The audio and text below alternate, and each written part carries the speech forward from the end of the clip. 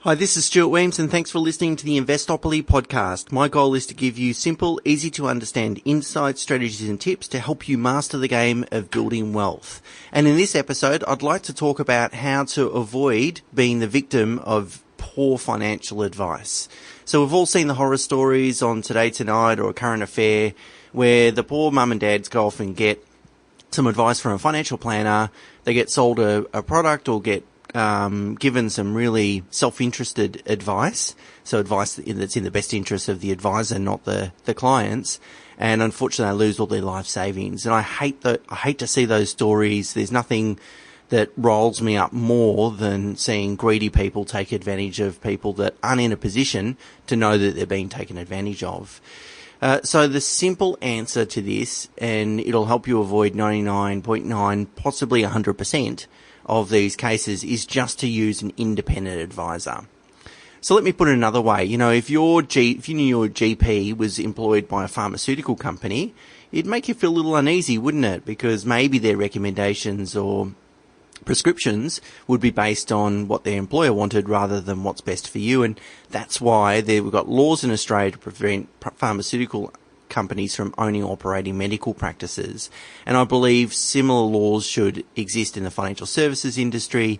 And in fact, I think we should go one step further in that we should regulate the use of the word advisor, and only people that are independent should be called advisors and the rest of the people should be called salespeople.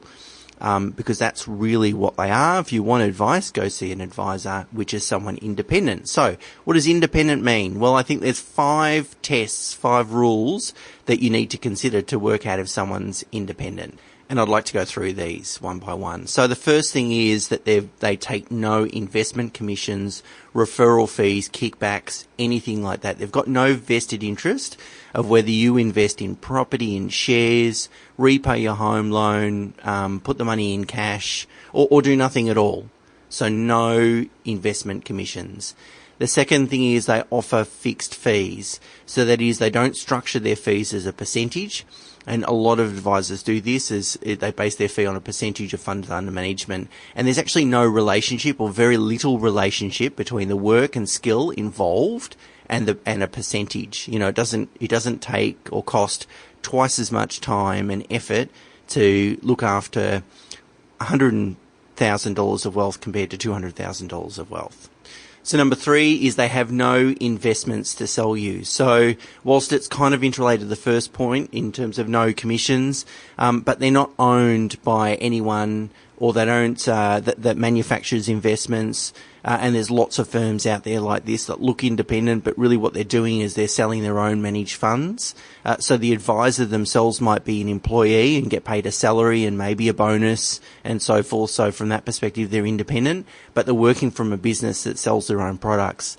Similarly, there's lots of people in the property space that will hold themselves out as advisors, and then they can go and find your property and you pay them for that service as buyer's agents. So they should have no investments to sell you.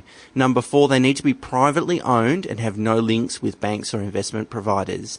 Now, quite often, research tells us that people find it really difficult to work out whether a business is independent or whether they're actually owned by a large bank or insurance company. And a lot of the large banks, Big 4 banks, and the insurance companies like AMP own lots of financial advisor practices that are branded under their own brand. So you won't necessarily know they're an AMP practice, for example, unless you really look behind the scenes, you do some Google searches and so forth.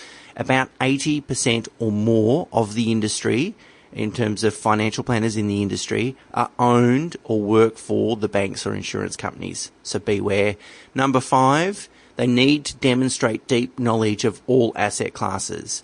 So, if you walk into a Ford dealership, they're going to sell you a Ford. If you walk into a Holden dealership, they're going to tell you that Holdens are better than Fords and you should buy a Holden. And we understand that as consumers.